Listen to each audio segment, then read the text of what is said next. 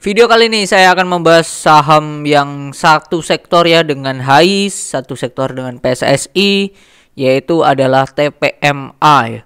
Dan saya bisa langsung memberikan kesimpulan di awal. Nah, biasanya kan di akhir. Kesimpulan di awal adalah perusahaan ini bagus, worth it, dan murah saat ini. Dan lagi bagi dividen. Nah, kenapa saya bisa mengatakan seperti itu? Nah, akan saya bahas di analisa fundamentalnya yang mana di kuartal 1 ini naiknya luar biasa besarnya. Seperti apa? Check this out. Ini saya tag 19 Mei 2023 saat perdagangan sudah selesai dan besar kemungkinan ya video ini akan rilis hari Selasa yaitu tanggal 23 Mei. Kondisinya TPMA saat saya tag hari Jumat ini PE-nya ada di angka 4,77, PBV-nya 0,91. Jadi sangatlah murah. Sangatlah murah kalau hanya berdasarkan itu saja ya. Terus cash-nya 335M. Total hutangnya ya keseluruhan 157M. Jadi kalau semua cash dibayarkan untuk hutang ya mereka masih punya seratusan lah, masih punya 180M duit cash tanpa adanya hutang. Ini hal yang sangat luar biasa.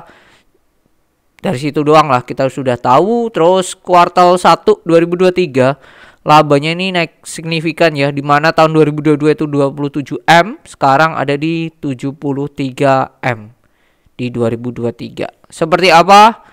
TPMA atau Transpower Marine. Oke.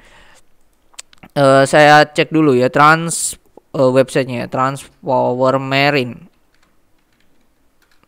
Bentar, Marine. Oke.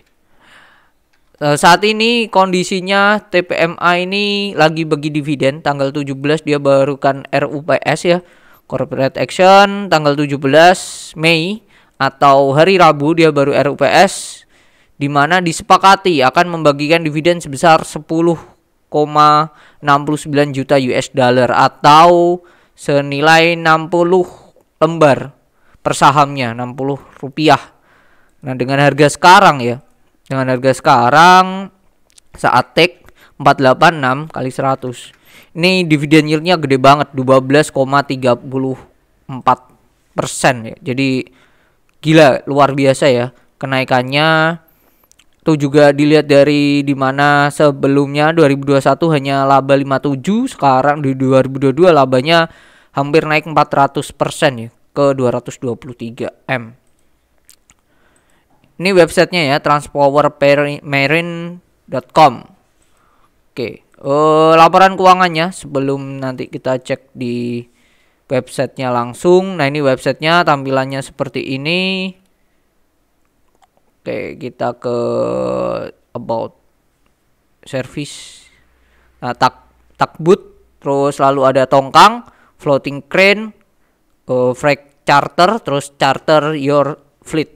Oke, ini salah satu bentuk baratnya apa ya, sektornya bisnisnya ya, bisnis yang ada atau bisa dikatakan segmen pasarnya ya dari mereka ya.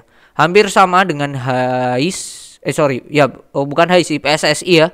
Ada takbut, ada tongkang. HIS juga sama, yang baru diupload hari Senin kemarin.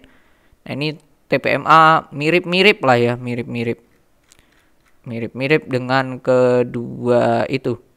Ini nggak ada yang ID nih, ada yang bahasa Indonesia nih, nggak ada. Oke, sekilas saja. Nah, kalau kita cek di laporan keuangannya, tadi kan sudah sekilas ya di Stockbit ya. Jumlah asetnya tuh 111 juta dolar Amerika ya. Wah, gede banget nih. Kasnya tuh naik signifikan ya, jadi 22 juta, sebelumnya hanya 15 ya.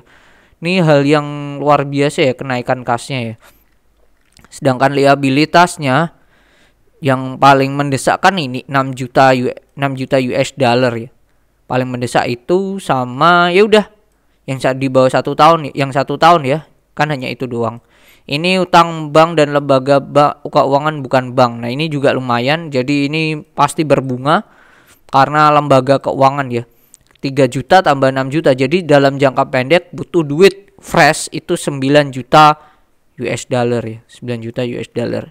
Dan kasnya 22 ya, sangatlah enteng banget ya, masih ada 13 lah. Lalu sisanya jangka panjang ini tidak ada utang bank 1,3. Jadi secara jangka pendek doang nih tanggungannya, dan itu masih bisa di cover oleh si asetnya sendiri, kasnya sendiri. Kalau kita cek di kasnya ya, perusahaan ini kasnya doang 22 juta US dollar. Itu tuh peruntukannya ya di mana aja. Oke. Dolar Amerika dan rupiah. Yang di rupiah itu ada 9 juta, yang dolar Amerika itu sebesar berapa nih? Nggak di total ya. Yang dolar Amerika ini sebesar 8, 12, 1, 700 ribu US dollar ya. Kalau yang rupiah berarti 8 juta US dollaran, 8 jutaan. Jadi pakai yang rupiah doang udah cukup nih. Dan mereka ada depositonya. Nah ini, mereka ada deposito 9 juta US dollar di bank OCBC NISP. Dan hanya pakai deposito ini doang, ini udah bisa bayar hutang jangka pendeknya tadi yang berbunga tadi. Gitu. Ini hal yang bagus ya untuk perseroan. Berarti dia memikirkan kesehatan dari liabilitas dan kasnya, jadi tidak ada tanggungan gitu. Mau expand ya tetaplah bisa, tidak terganjal yang namanya liabilitas. Oke, kita kembali lagi ke atas. Ekuitas, kita lihat ekuitasnya, dimana ini mereka ada saldo yang tidak ditentukan, belum ditentukan penggunaannya, itu sebesar 60 juta US dollar ya. Ini gede banget nih, 60 juta US dollar gede banget.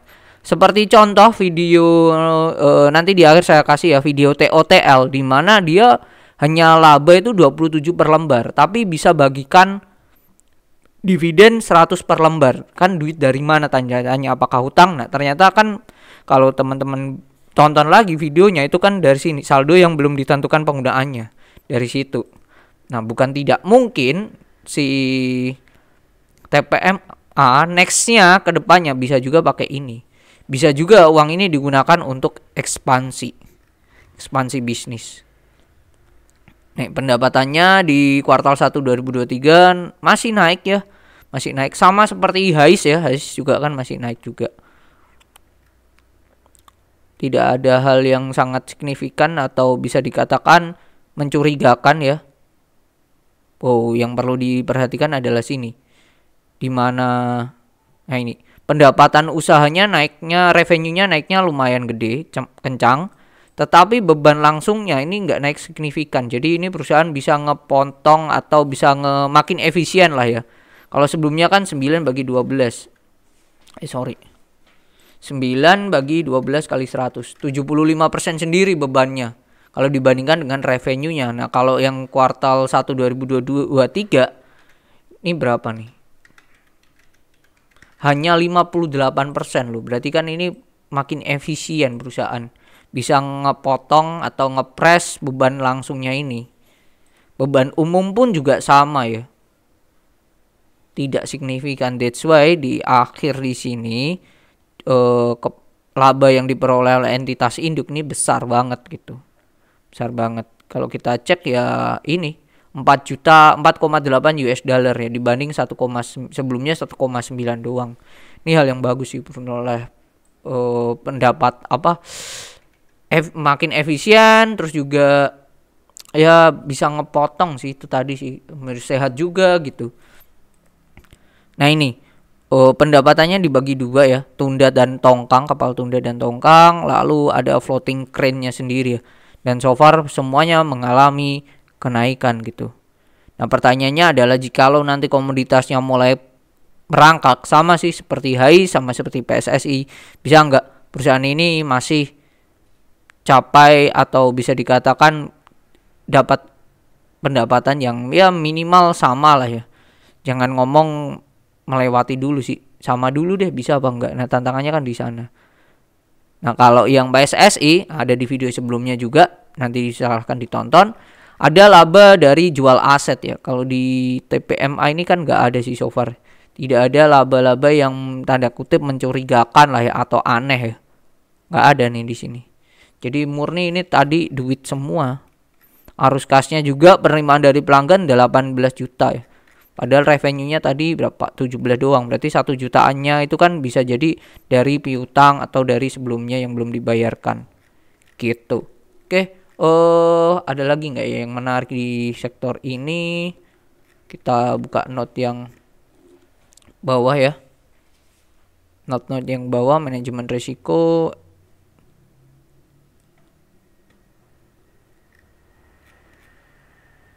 Kejadian setelah tanggal pelaporan keuangan. April 2023 perusahaan telah melakukan penarikan fasilitas pinjaman. Nah, ini mereka pinjam lagi ya di April 2023 ya. Menurut saya make sense, masih dalam tahap wajar dan nalar ya. Kenapa? Karena hutangnya tadi kan bisa ke cover dengan kas ya. Kalau kita ingat tadi kan 22 juta US dollar hutangnya kasnya, sedangkan hutangnya tadi di total, bukan utang di total, utang jangka pendek itu cuman 9 juta US dollar kalau nggak salah tadi. Yang berbunga ya 9 juta US dollar. Terus ini ngambil lagi fasilitas pinjaman term loan 7 dari PT OCBC NISP sebesar 1 juta US dollar. Pada April lagi, perusahaan telah melakukan penarikan fasilitas pinjaman kredit investasi 2 dari Bank BCA sebesar 2 juta US dollar atau setara 31 M. Oke, nah ini mulai gede nih. Tapi ini kan nggak tahu ya berapa itunya ya. Bisa dikatakan tenornya tuh berapa tahun nih. Ini nggak dijelaskan di sini. Jadi kita nanti akan lihat di kuartal kedua. Pada April 2023 perusahaan telah menerima kapal tunda dan tongkang yang dibeli berdasarkan perjanjian kontrak. Oh, mereka membeli lagi tapi tidak ada yang namanya penjualan barang. Bisa dikatakan ini salah satu ekspansi yang dilakukan oleh perseroan atau perusahaan gitu. Hal yang bagus dengan ada 2 ya. Oke, berarti dengan kapal tunda dan kapal tongkang, yaitu dengan Tuong Aik Shipyard, terus dengan PT Pacific Atlantic Shipyard. Oke, kita lihat ya asetnya. Aset sebelumnya tuh berapa sih? Aset yang dimiliki oleh perusahaan. Kita cek asetnya deh. Aset tidak lancar ya. Aset ini di note biasanya note 8, note 9 sih kita lihat ya.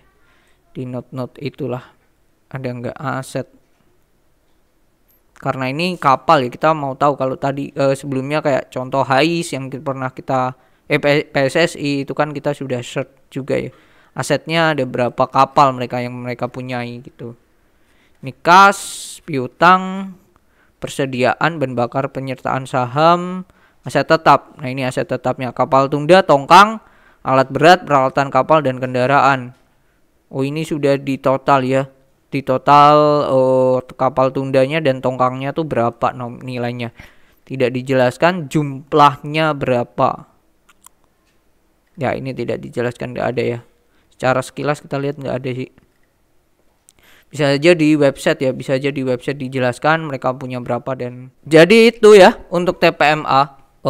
So far kalau saya melihat tidak ada yang perlu dikhawatirkan, bahkan bisa dikatakan di 2023 ini mereka mulai ekspansi ya, dengan membeli kapal baru. Dan hal yang bagus, tinggal nanti kita lihat ya perkembangannya seperti apa. Secara hutang pun masih oke, bisa di cover dengan kas doang. Itu hal yang bagus. Terus bisa ditekan juga beban-bebannya, itu pun hal yang bagus juga dari perusahaan. Jadi itu kesimpulannya seperti di awal, saya tidak merubah, perusahaan bagus dan worth it untuk dibeli gitu. Cuman pertanyaannya, karena ini mau bagi dividen dan dividen yield-nya besar ya 12%. Jikalau nanti ex-date-nya dibanting, nah teman-teman harus prepare hal tersebut. Biasanya come date itu 7 sampai 10 hari setelah RUPS. RUPS-nya kan tanggal 17 ya. Jadi kemungkinan come date-nya itu tanggal 23, 24 kemungkinan ya. Kemungkinan seperti itu. Jadi saat video ini tayang mungkin di Stockbit dan di IDX sudah rilis come date-nya kapan gitu. Cuman saat ini tag video tanggal 19 Mei itu kan belum rilis. Jadi itu untuk TPMA, perhatikan juga lini bisnisnya untuk kedepannya ya. Nah, itu menjadi PR dari Bapak Ibu teman-teman sekalian biar lebih meriset lagi ya.